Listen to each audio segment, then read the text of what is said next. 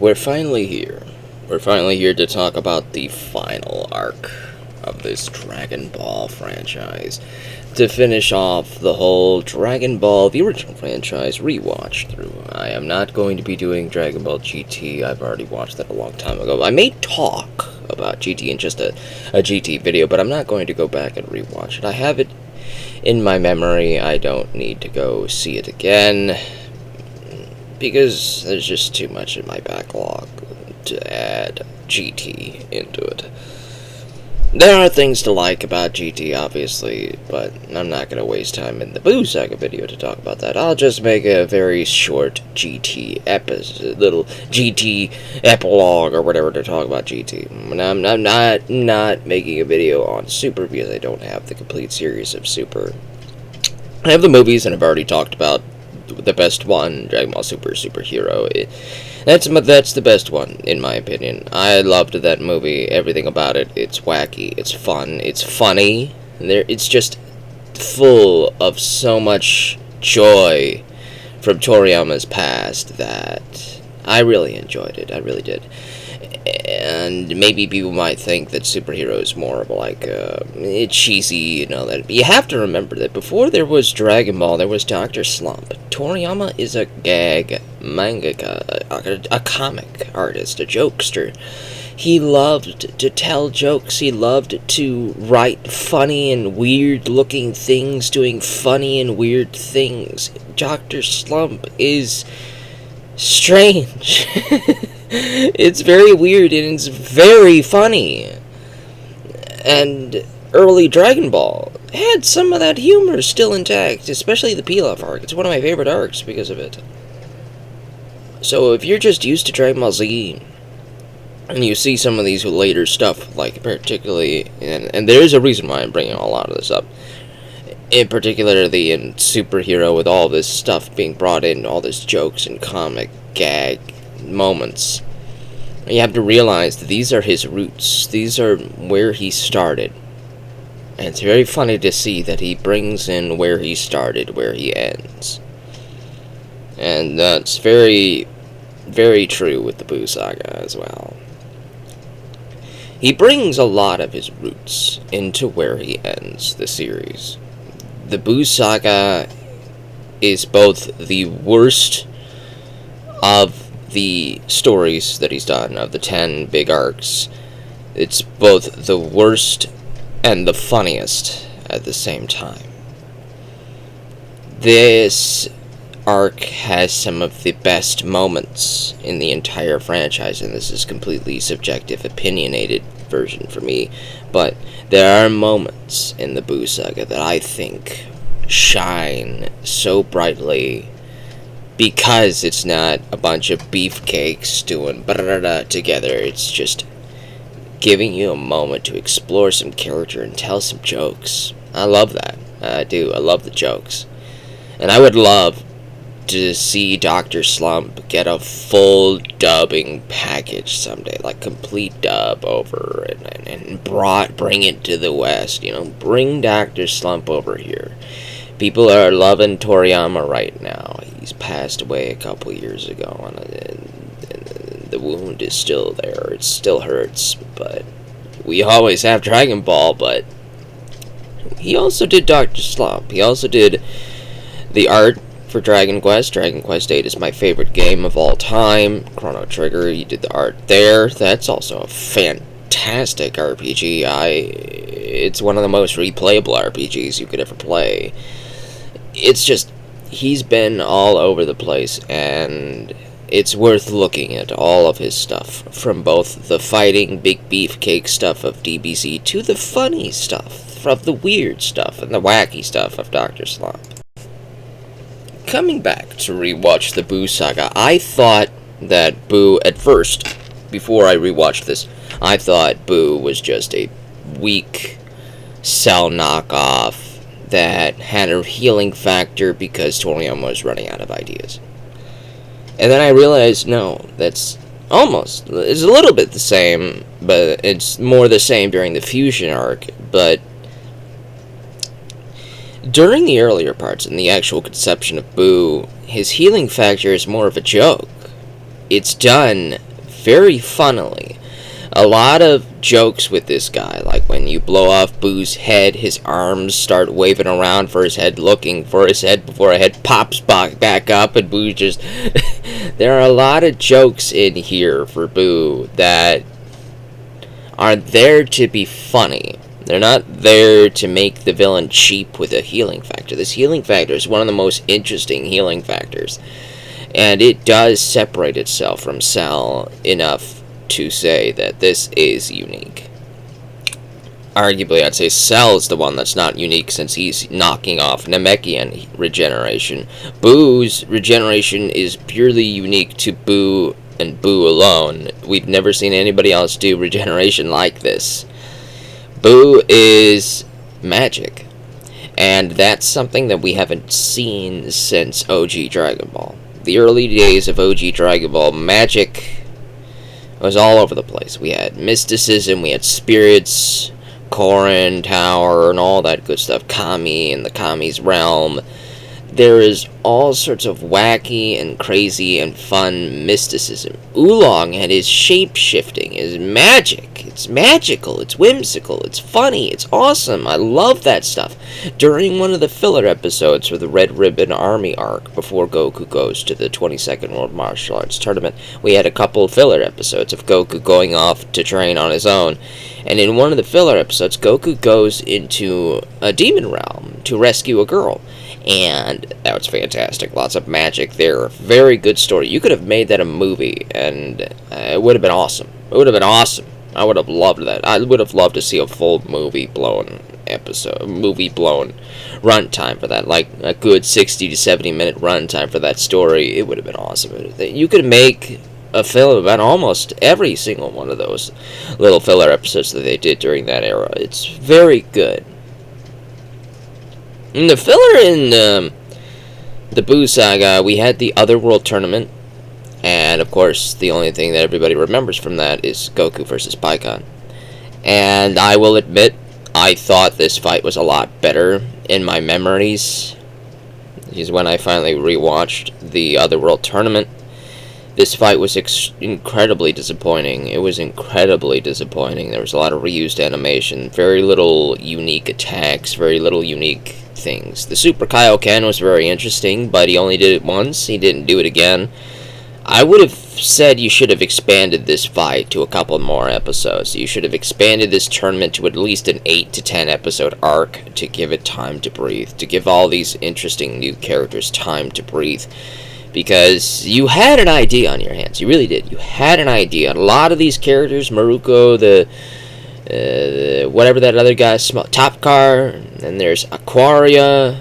There's so many cool and interesting characters, and a lot of them were just made to be one-note gags about a one-note thing, but you didn't spend enough time on that gag. You didn't spend enough time to give that gag its runtime.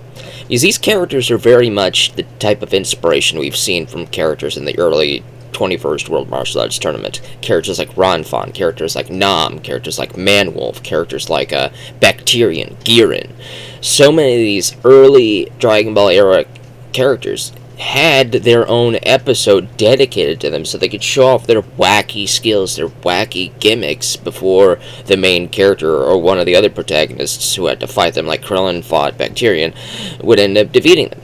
It's something that you needed to spend some more time with. I really think this arc could have been so much better than it was. I think you could have given it maybe a 10 to 12 episode arc. Maybe people were just afraid, people at Toei were just afraid if we made this arc too long and the manga kept going into the Buu Saga, they would wonder why aren't we doing the Buu Saga, blah blah blah blah. And maybe that's what they were thinking. I don't know. I just think that this arc had potential. It's one of the most fascinating to me, and I wish it was just longer. It just needed more episodes. Better writing, better animation, no reused animation. The fights need to look interesting. That's the most important part. If you're going to expand this arc, you need to make the fights interesting. You need to make them good. And I will say that there are some expanded fights in the Buu Saga, because, well, the Buu Saga in general, the manga-wise, it is one of the shortest and a lot of the fights are short. And some of the fights in here are still short. They feel even shorter than they were in the manga, which is very disappointing to me. And we'll get to some of those fights. And I do want to bring up the Legacy of Goku Buu's Fury here, and say that both Legacy of Goku 2 and Buu's Fury follow the anime, and they keep in a lot of the filler segments, a lot of the filler moments, a lot of the dialogues ripped directly off of the show for the game. The music is based directly off of Bruce Faulkner's music, and I do want to bring up the music for this section here. The music for the Buu Saga is probably the best Bruce Faulkner has ever done. While the Cell Saga has some really good and more techno-electronic mechanical stuff because of androids, obviously, Bruce Faulkner really knew what he was doing by this point.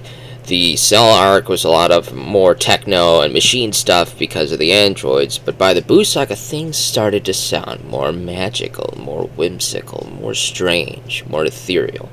And there's no better way to explain this type of music than to say to go look up the Majin Buu theme. Not the Super Buu or the Kid Buu theme, the Majin Buu theme, the original Buu. When Buu first showed up, that theme that Bruce Faulkner made for him was so good. It was so good. It was when we first heard that on Toonami, when they were playing this on Toonami, all of Bruce Faulkner's music stuck with me. Some of the tracks from the Cell arc stuck with me, obviously. Like, I loved the Gohan theme. I love Piccolo's theme. Vegeta's Hell's Bells. Obviously, that sticks with you. It's never going to leave. But the Buu Saga's music will stick with you forever. It's something that I would argue is better than Kikuchi's. When Kikuchi scored the stuff for the movies, by the time they were repurposed for the anime, there was nothing quite capable of explaining Buu, except for maybe the music that was made for the Super Janemba Fusion Reborn portion. The music made for that Janemba is very much a Buu-inspired character, very weird, very magical, very wacky. But the Buu Saga had been going on for a long time by this point, so when we first got Majin Buu, we didn't have anything even remotely close to showing off such a strange and weird character, except for maybe the theme that they used for Frieza. But they already used it for Frieza, so they can't use it here.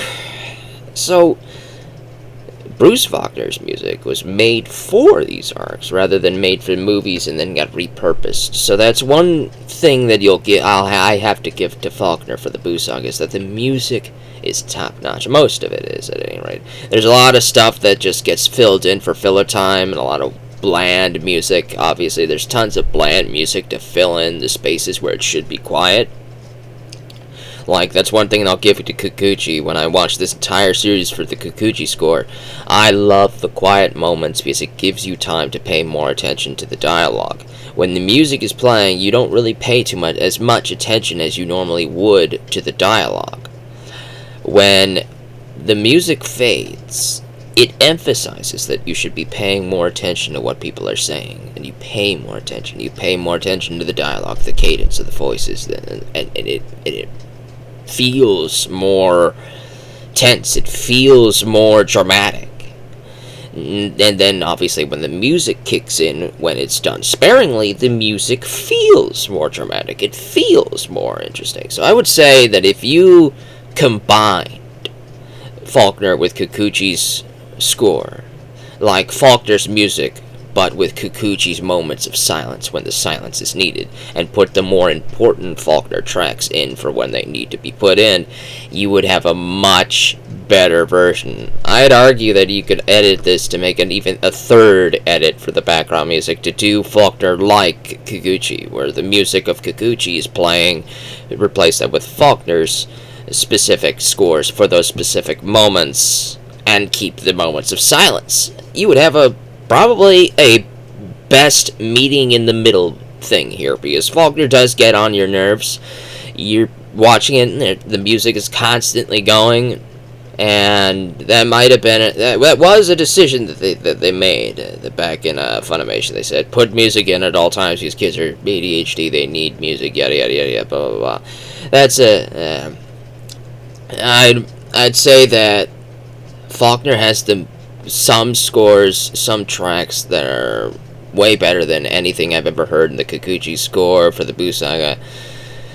And if they were used the way Kikuchi was sparingly used, you'd have the best of the two scores, because Faulkner gets on your nerves and Kikuchi's just not as fitting.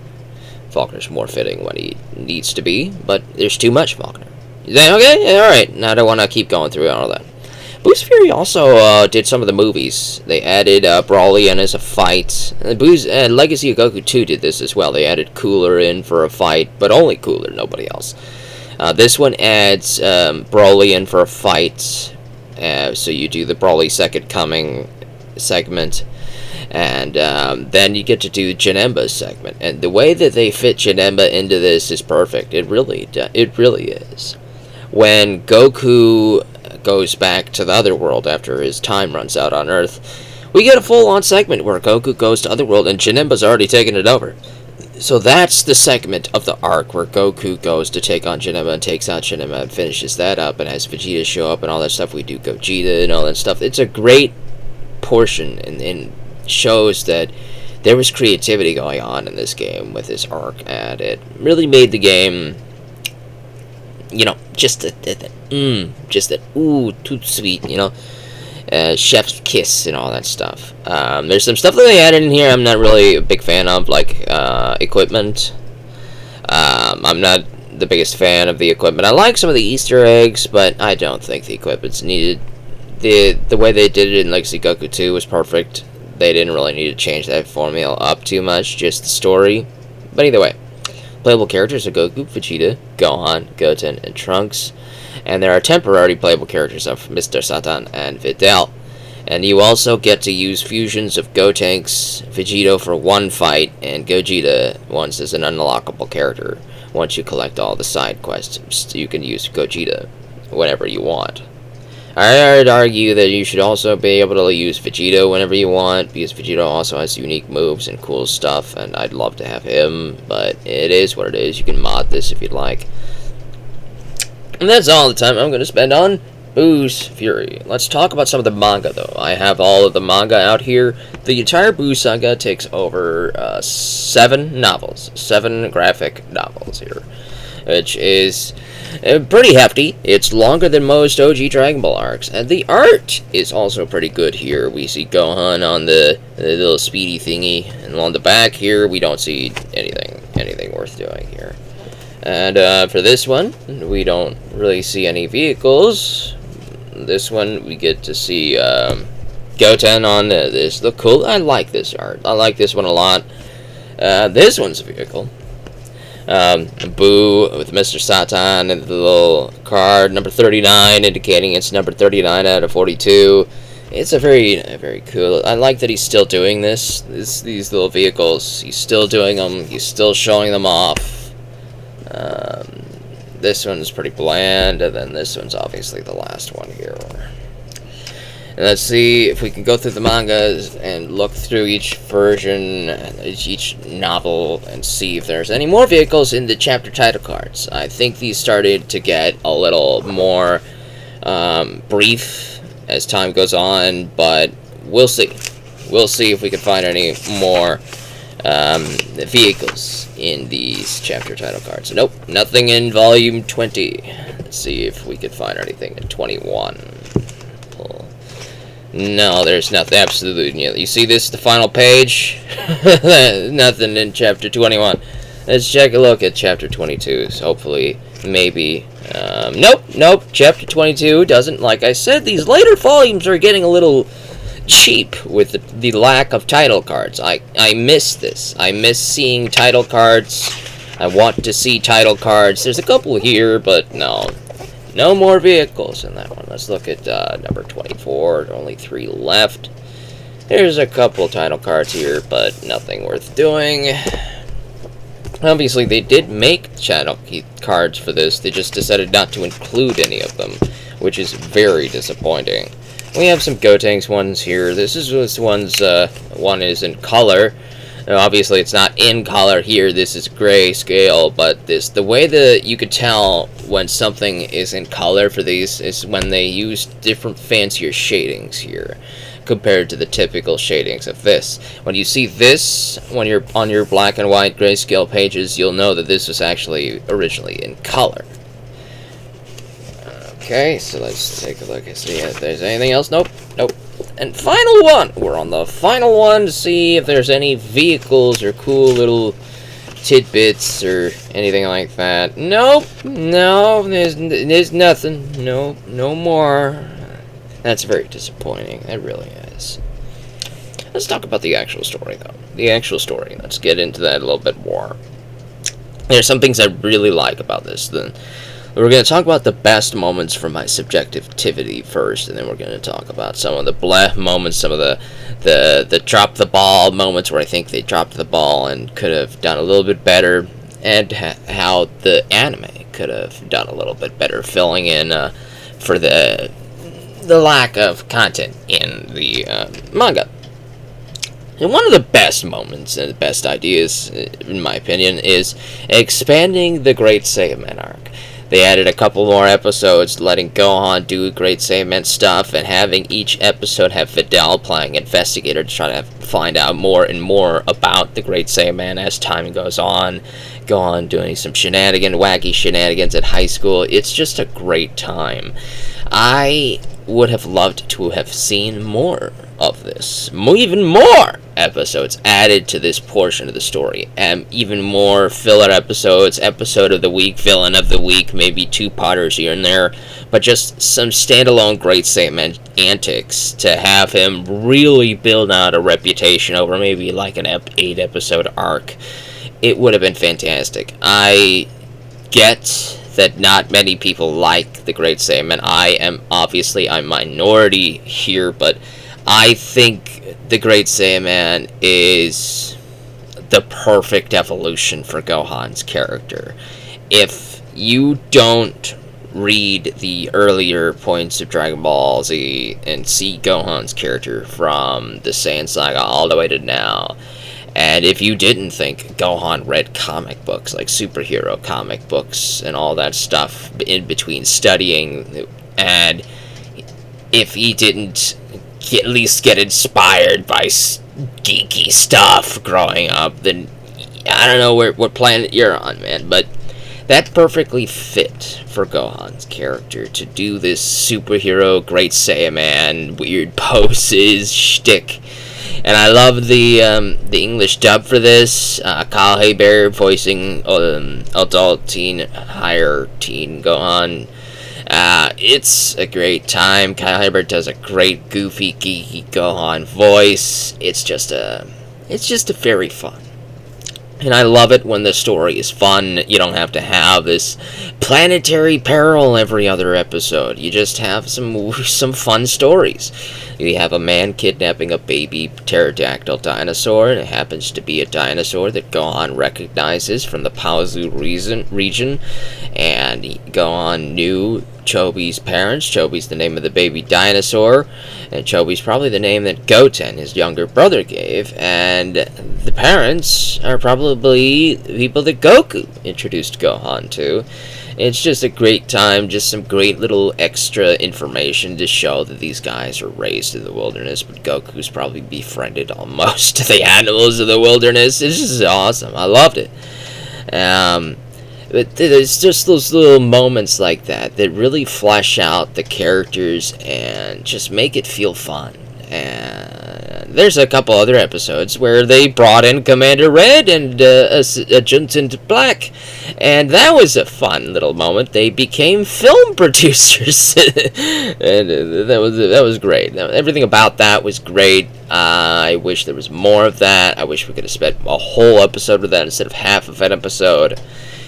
There's just so much that you could do with the Great Saiyaman, and this was originally Toriyama's idea of making Gohan the main characters, that he would do this, but then he changed his mind for whatever reason. There's a lot of rumors, a lot of unreliable narrators, a lot of unreliable sources, and differing this and that and that and this. Gohan not as powerful. People wanted Goku back, and people emailing and giving him letters saying, "Oh, we want Goku back." Blah blah blah blah. There's a lot of theories out there for why Toriyama changed his mind, but there's nothing written in stone, and I don't think we will ever get something written in stone now that he's passed on. We just have to respect that he changed his mind for whatever reason, and shafted Gohan in favor of Goku.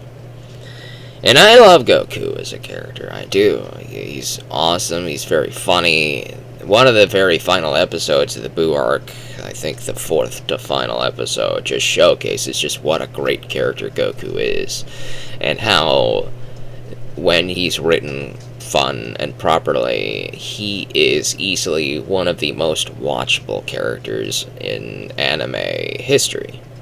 You could have him spend a whole episode out in the wilderness, watching a nest of eggs, just to make sure that these eggs hatch and no predators get in and get after them. And that was one of the best filler episodes I've seen of this arc. It was just very good. It's very good. Goku is a great character, and I'm glad that he stuck around.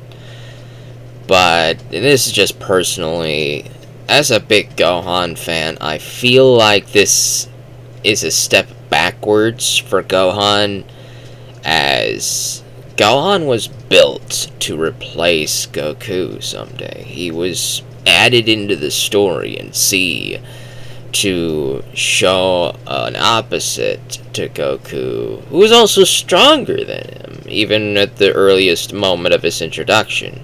When Gohan lost his head and got angry, he was stronger than Goku, who had spent the entirety of OG Dragon Ball getting to what level of power he's at now, and Gohan, from his very first introduction, is stronger than him.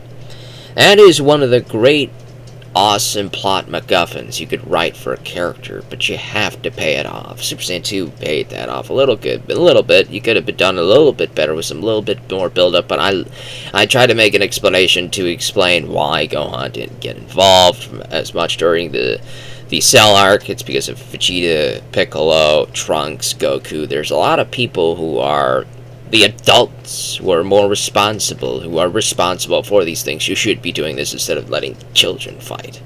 And that makes sense. It does. For the Buu Saga, Gohan really should have replaced his father and defeated the big bad. It should have been Gohan who defeated Buu, maybe with Goku's help, maybe not. But it really should have been Gohan's arc. It should have been Gohan's story. We already had the arc tension, the character conflict. Gohan's conflict is that he slacked off. He's not as strong as he used to be, which means the arc that he gets to go on is to get that strength back and get even stronger than that and learn his lesson and not slack off for the next time skip. But does he learn this lesson? No! By Super, he's already slacked off again. And by Resurrection F, he slacks off again. By the Tournament of Power, he slacks off again. By Superhero, he slacks off again. It's like the writers don't know what to do with him. I know what to do with him, and I'm just some schmuck. If I know what to do with him, how do you not? Anyways, I believe Gohan should have defeated Buu, but that is what it is. It is what it is. It's fine. It's fine. It really is. Now, after this, we have the tournament arc. After the Great Saiyaman arc, Videl blackmails Gohan into joining because she figures out Great Saiyaman is Gohan. And I love this little cute dynamic between these two characters. I think the dynamic of Gohan and Videl is probably the best attempted romance Toriyama has ever done in this franchise. Yamcha and Bulma is cute. Admittedly, Yamcha and Bulma during the Pilaf arc, it's cute. And if he just ended the series right there, it would have been a great, cute little brief romance comedy, rom-com type of thing here. And he does do rom-coms pretty fun like that. Gohan and Videl is very much rom-com centric. But when you try to do cutesy stuff, like big romancy romance without the comedy, I think he falls short. He doesn't really do too well on arc at portraying that Krillin and Android 18 are married. He doesn't really portray the romantic body language all that well. But the whole meet cute thing with Gohan and Videl, that he does do pretty well. And I think he wrote that better than he did Bulma and Yamcha. It's just that the payoff afterwards isn't as good. After the tournament arc, Videl has completely lost all sense of agency. She has lost all sense of agency as a character, as a motivation as a character, the gung-ho action, paction as a character. She loses all of this after Buu gets released and everybody has to go fight Buu, and Videl just sits there and talks about it. It's very disappointing that she had such a strong start to end up like this. Because honestly, Videl could have been the female human fighter. That's what I thought Chi-Chi was going to be. You know, I thought Chi-Chi was going to be like a martial arts wife of Goku, and that she was going to go do fighting as well. Obviously, that didn't happen. Videl was one I genuinely thought was going to. Gohan teaches her how to fly, for frick's sakes, man. It's like, come on. She's picking it up. She's learning the techniques. She's learning how to do this. Teach her more. Teach her how to use a ki blast. Teach her how to fight on par with Krillin and Yamcha. Teach her how to be even better than Krillin and Yamcha. She has it. It's there. It's in her character. Use her! Instead, the way she's utilized after the tournament arc, it's just, I get it. I do. Krillin and Yamcha couldn't beat Buu. They have to be stuck on the sidelines as well. So even if you made Videl on par with Yamcha and Krillin after some good training arcs, she'd still be useless because she's not a Super Saiyan. I love the Super Saiyan characters. Vegeta, Goku, Gohan, Trunks, Goten. They're all fun characters. They are. But Krillin, Yamcha, Tien, they're also fun characters. They were in OG Dragon Ball. They were pretty fun to use. It's just these other carries replaced them. Krillin had a lot to do in the Cell arc. He has nothing to do in the Buu arc. Yamcha has been relegated to having only filler arcs, where he gets to actually show that he's a fighter, that he's actually motivated.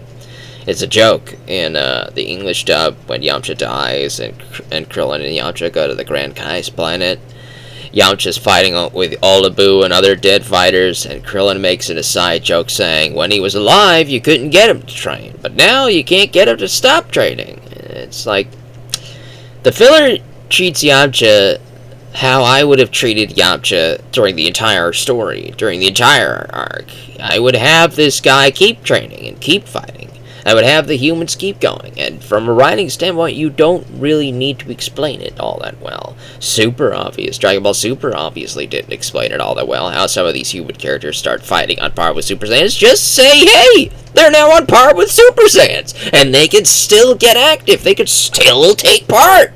Instead of just saying, oh, I'm useless, I can't do the, whoa, it's me, and insert the Droopy voice. I can't really do a good Droopy impression, but if you remember Droopy the dog, gosh, I'm old.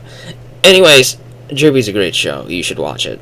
Please watch it so you understand where I'm coming from here. Anyways, you could have done something with him. You really could have done something with these human characters, but Toriyama doesn't do well with large casts.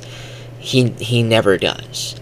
Every time he introduces a large cast in the next arc, he has to shrink it because he wants to introduce newer characters and have Goku have a dynamic with these newer characters. But then after that arc, he loses interest in the newer characters. Goku gets to go on to the next arc, but he loses interest in the newer ones, and if they stick around, they're just back wallpaper, basically. They're wallpaper. I don't know if Oolong has a single line of dialogue in the manga. He may have like 1 or 2 chat bubbles. That's it. Poor. And of of course, Launch gets a single line of dialogue in the anime. She gets to show up in the anime for a filler segment when she gets to contribute for the Spirit Bomb. But outside of that, Launch is gone, but I'm at least glad that she showed up near the end. It's just sad. It's just sad what happened to a lot of these older characters, but I am happy that he brings some of them back for the finale.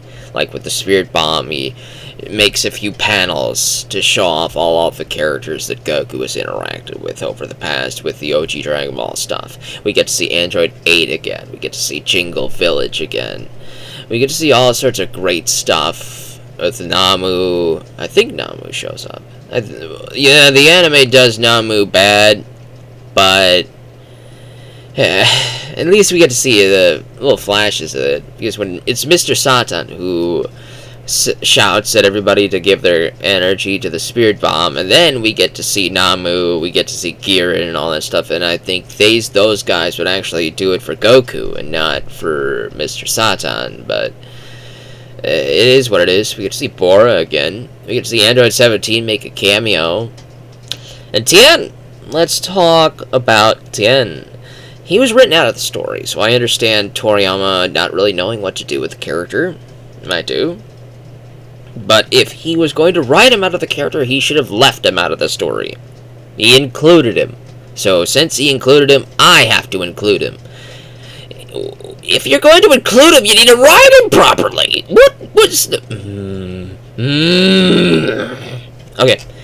So his first reintroduction into the series is after Vegeta blows himself up and Buu is on a rampage with Babidi on his back, and they're looking for Piccolo, Goten, and Trunks. And when Babidi is projecting himself into the minds of everybody on Earth, we get to see a clip of Tien and Chaozu closing their eyes and paying attention to what's going on. Do they go to Kami's lookout to ask what's going on? Nah. That would require adding them into the story. We can't do that. But we already showed a clip, a little panel of them in the manga. They're right there. They're there. But we can't include them. No way. That would be strange. That would make sense. So we can't make sense, obviously. We're the Dr. Slump writer. Anyways, so the next time Tien shows up is when Super Buu does his human extinction attack. Obviously, we get to see Tien and Chaozu dodge the human extinction attack. If anybody else was going to dodge the human extinction attack, who do you think would be?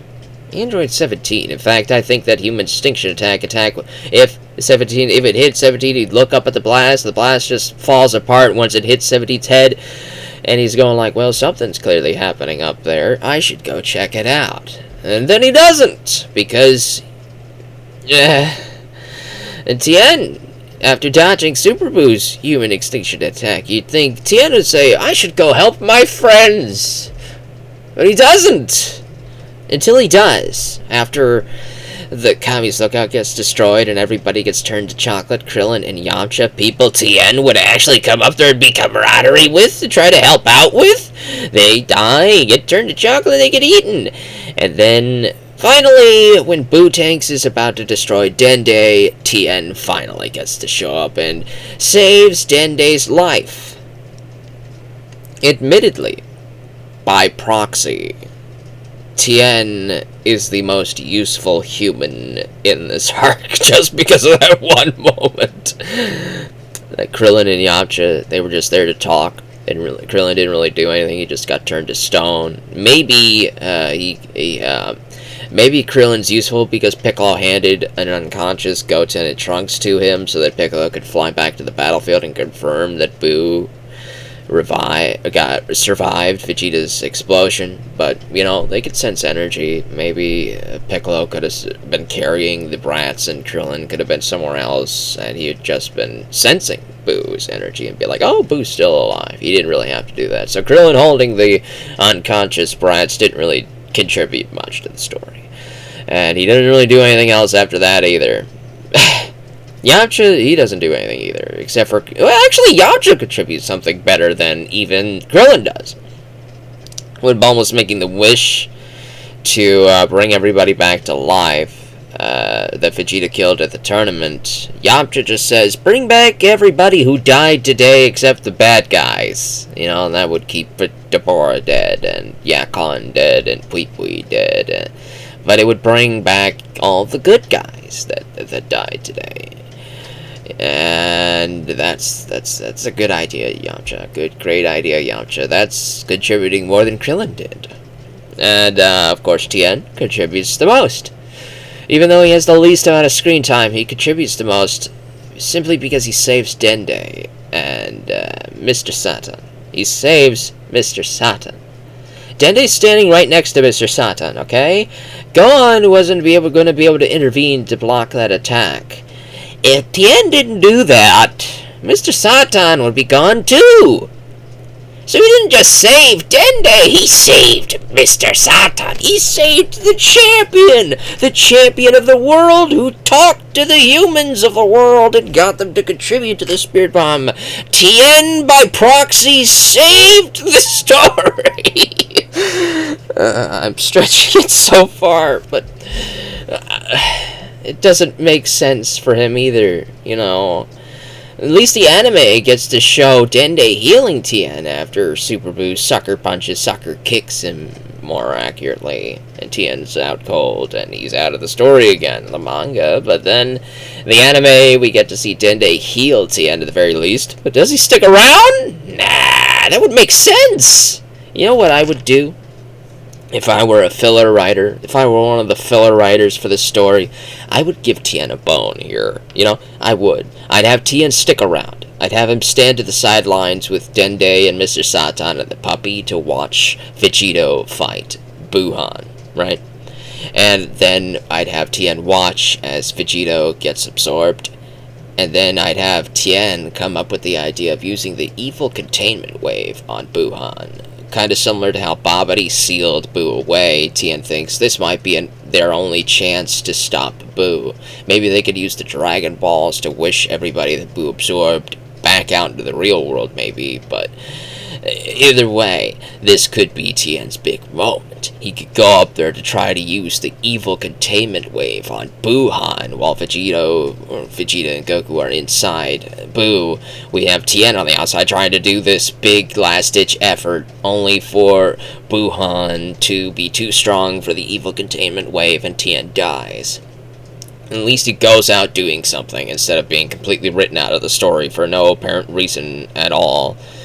It's just not like him to just show up and then just leave again. It's just not like him at all. This dude would at least show up to be a part of the peanut gallery at this point. But I would love to have thrown him that bone. I would have thrown him that bone. If I were one of the writers back in the 90s working on the filler moments of this, I would have added that in. I would have done that for this character.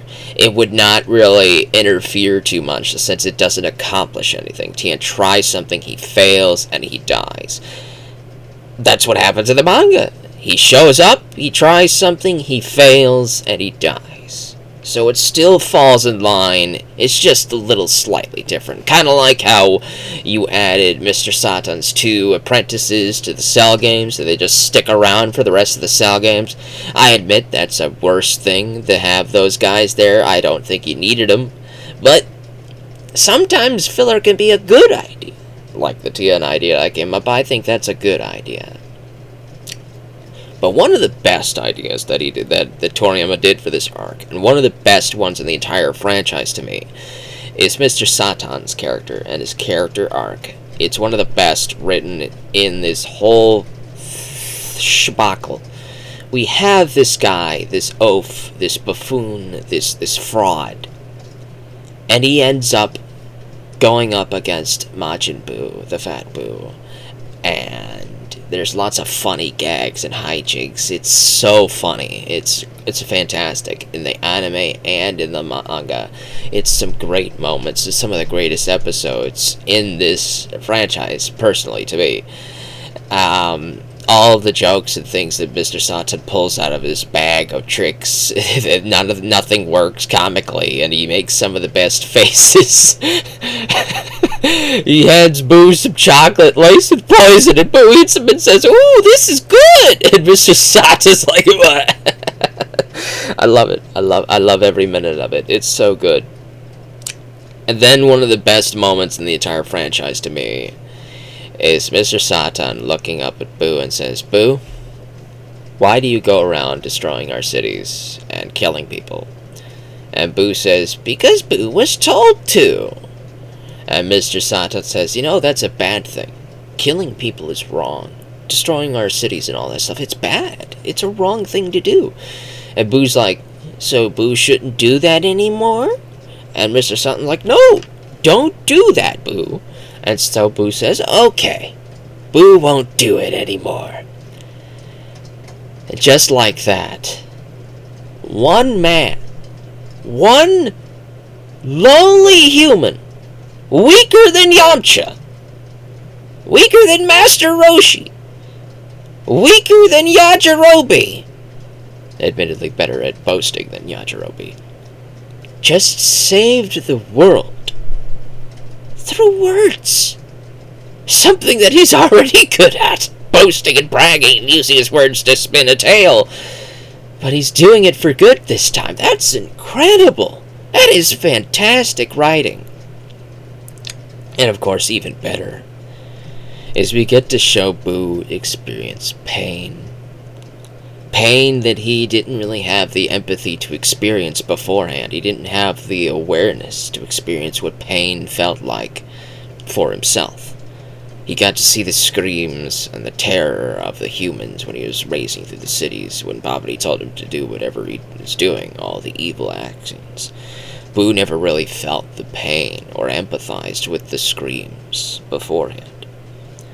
But now that Boo knows what a friend is, when the simple act of another regular human takes the life of a friend, Boo finally knows what pain feels like. That is fantastic writing. Fantastic writing. I had shivers. Whoo! It's fantastic. But of course, after a certain point, the fighting kind of gets a little meh to me. Super Boo shows up and he takes out the human hunters, the bad guys that hurt Mr. Satan and the dog E. The dog was awesome. The little puppy, great addition, great idea. And so Boo feels pain and goes through a schism and splits good and evil. Kind of like Piccolo splitting from good and evil. Super Boo is like the King Piccolo of this anticipation here, and he goes on a rampage. Super Boo could sense Ki all of a sudden. I admit that's a very weak story writing thing, just to get him to find Piccolo and the rest immediately, because Toriyama probably couldn't think of what to do with Super Boo outside of go find Piccolo and the rest, so he just came up with a reason for him to sense Ki all of a sudden. And so Piccolo gets Boo into the hyperbolic time chamber to fight the Gotenks. This is admittedly one of the better moments. Gotenks in the hyperbolic time chamber, not outside of it, but inside of it, is also some really funny writing. And it's also some really good animation. It looks fantastic. The fight looks fantastic. I loved everything about that fight inside the hyperbolic time chamber. It, at first, didn't feel as funny on the manga. When I was reading it, when I was younger, when I was reading these portions of the manga, it didn't really hit me as strongly, as funnily. It didn't really strike me as comedic. But there's something different from watching it. In the anime, it's great. It's a great time. The fight with Gotenks in the hyperbolic time chamber, it's a great time. Once they leave, though, and they're out on the real world side, and Gotenks goes Super Saiyan 3, the fight kind of loses a lot of its quality. Gotenks starts just using regular normal attacks. He stops coming up with interesting moves. There's the Ultra Boo Boo volleyball attack. That's admittedly a good attack, but he doesn't really do anything else other than that. It's just typical ba-da-da-da-da-da again. and that's disappointing to me. I would have wished for Gotenks to use some more interesting techniques, maybe some more actually effective interesting techniques. Gotenks has shown off more interesting techniques in this very short sequence than everybody else in this entire arc up to this point has shown off new techniques. Goku, he hasn't shown off anything new. Gohan, he does have the Great Saiyaman shtick, but he doesn't have any new techniques. Piccolo has no new techniques. Vegeta, he shows off a couple, admittedly, especially in the manga, in the anime, when he's fighting Goku. I have to mention this, yes. The Vegeta versus Goku fight is extended. It is much longer in the anime than it was in the manga. In the manga, it was a backstory. It was like the side plot. It wasn't really all that important. It was maybe 6 pages of fighting, and that's it. 6 pages. 6. That's it. You can animate 6 pages of combat in maybe 2 minutes of screen time. That's their entire fight. Now there's nothing else. Well, the anime ended up expanding this fight, showing some interesting sequences of attacks and tricks that each character was using to try to get one up on the other. Vegeta used some weird little key cuffs techniques to pin Goku to a wall.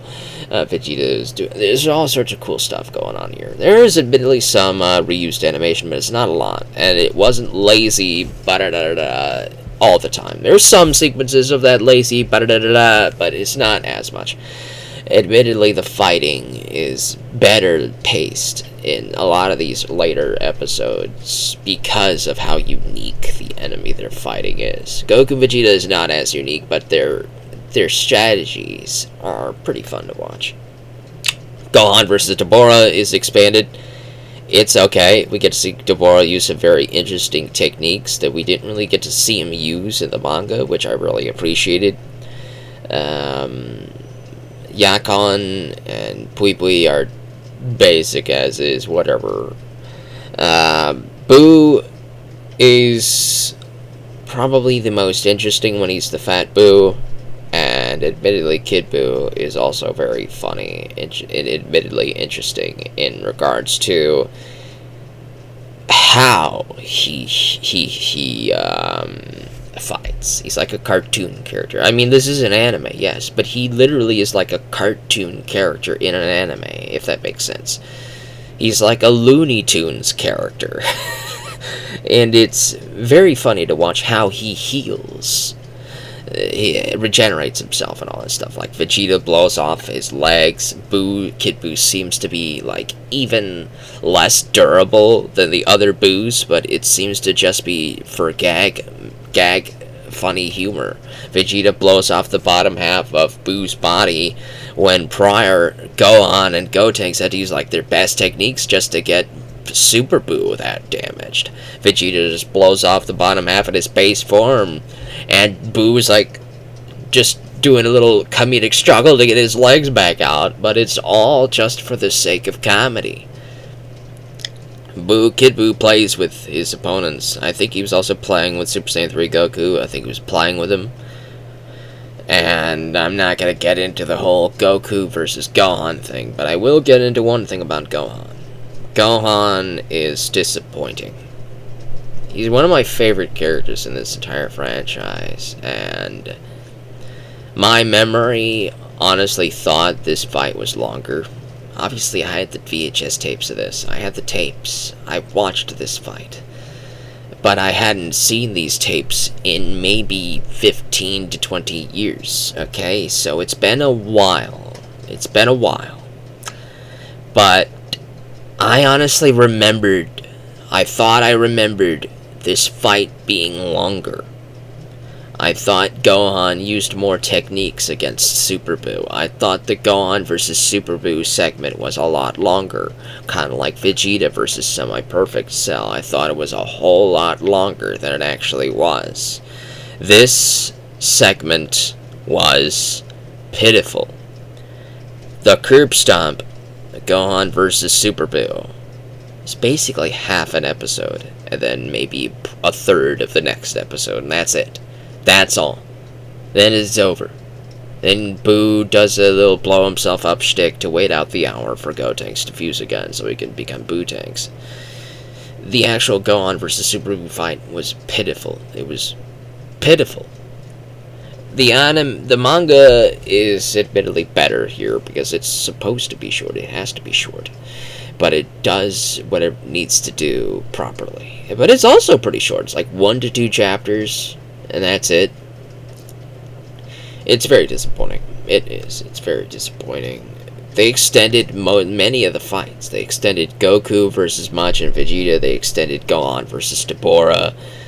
They extended Gotenks versus Super Buu outside. They did a lot more stuff with him outside and inside this hyperbolic time chamber. They had a lot of extended sequences.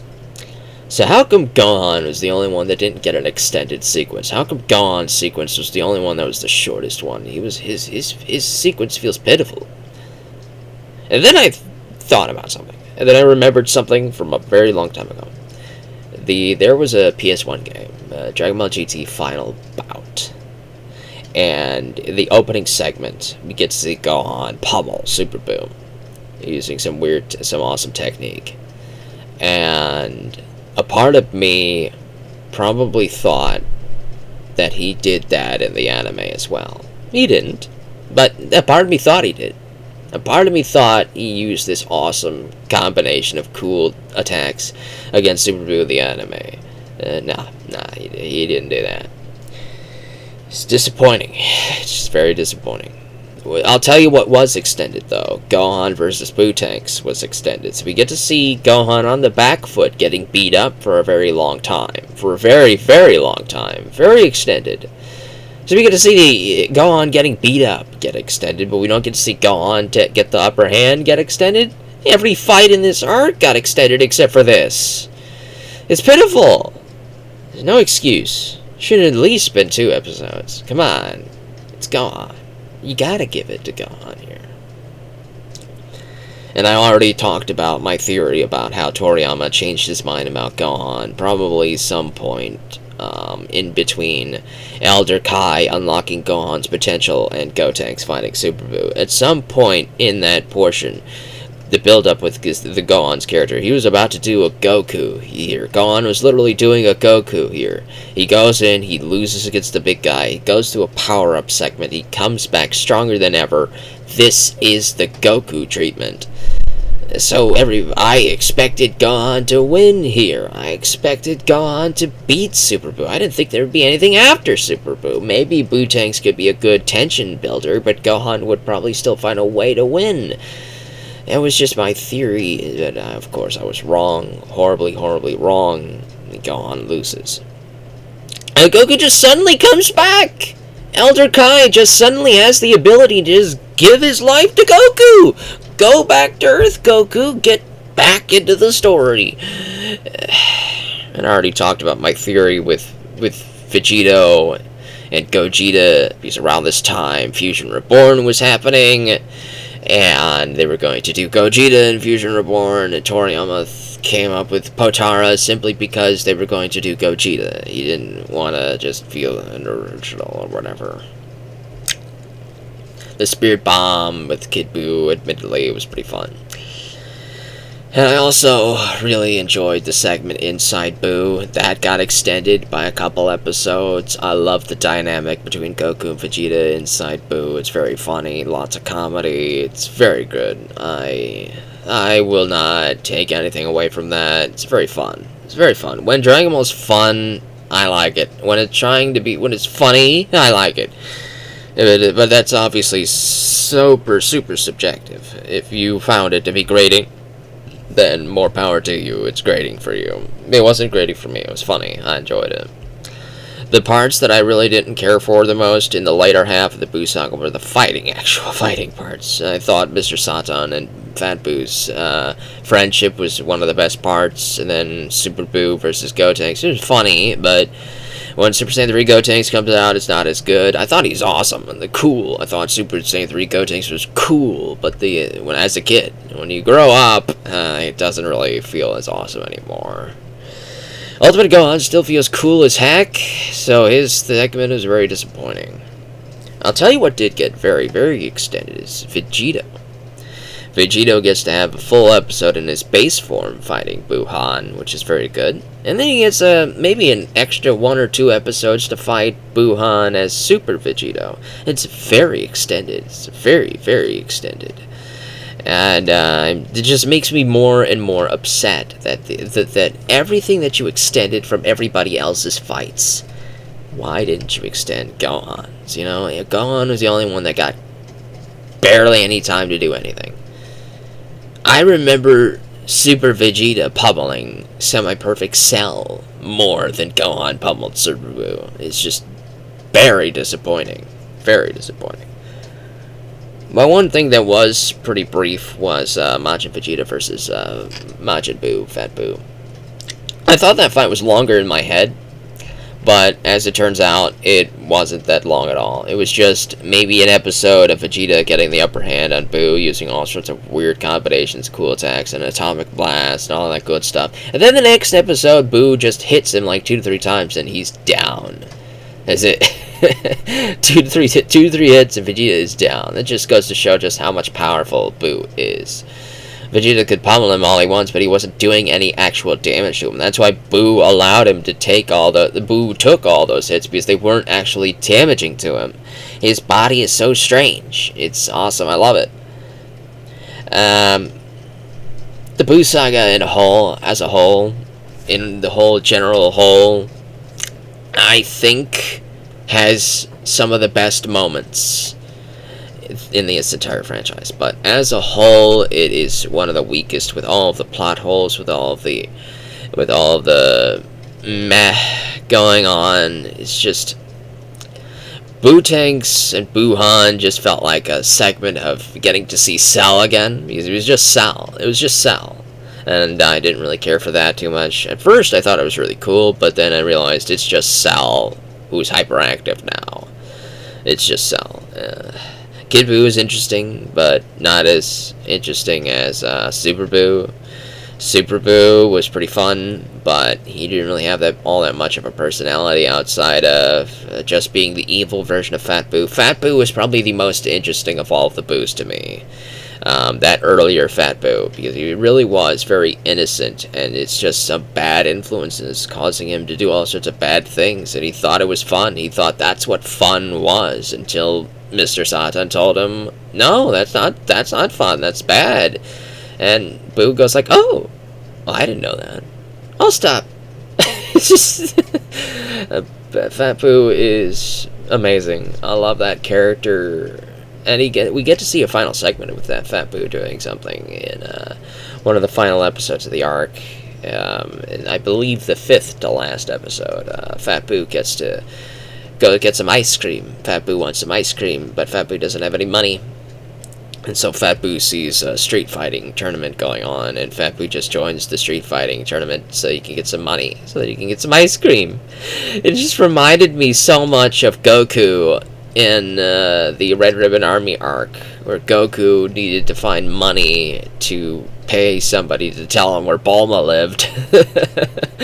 And so Goku goes to get into a street fighting tournament to get some money, and then he gives this random stranger all of it, like 100,000 zenny or something. He gives her all of it just so she could point to a policeman across the street. It was fantastic. I love it. Buu and Goku have the same vibes about themselves, and I loved that. That was awesome. Either way, the Buu Saga is fun. It has a lot of memorable moments. It's one of my Toonami memories as a child that I will never, ever let go of. So obviously I am fond of it. I'm fond of it. Even though it's not as good as the earlier arcs that I think are way, way better, I'm fond of the Buu Saga in a nostalgic way that I don't think will ever go away. But I do have to rank them in terms of which one's the best, and I do think that the Pilaf arc is the best animated arc. Though the Red Ribbon Army arc is probably the best story arc, it's the best manga arc. They really are neck and neck. Pilaf and the Red Ribbon Army arc are 1 and 2 for me. In 3rd place would be the 21st World Martial Arts Tournament. I thought that was fantastic. 4th place would be the Saiyan Saga. very good arc, very good story, good fights, very good fights. Probably one of the best fights is Goku and everybody else versus Vegeta. So good, so good. 5th place would probably be the 22nd tournament. Very good fun fight. 6th place would probably be the Cell arc. I had to do some thinking about this, but yeah, in 6th place is the Cell arc.